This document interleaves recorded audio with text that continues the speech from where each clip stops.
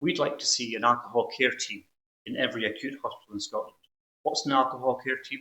An alcohol care team is having a dedicated multidisciplinary team, largely based around alcohol specialist nurses, who can deal with patients admitted to hospital with alcohol problems, support them, deal with alcohol withdrawal, and crucially, link in with community services when they're discharged.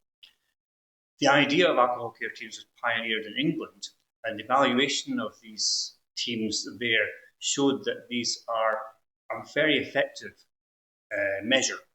They reduce hospital stay, and crucially, they reduce the risk of readmission to hospital.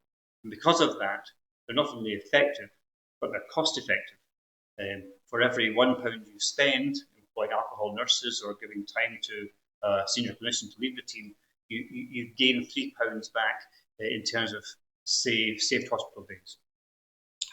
This should come as no surprise because we know that alcohol problems are hugely overrepresented in hospital.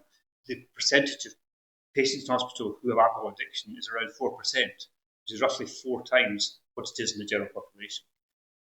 When patients are admitted to hospital with an alcohol problem, maybe they've fallen, had an injury, maybe they've been admitted with liver disease, they're very well motivated to deal with their alcohol problem. They can see the consequences, but too often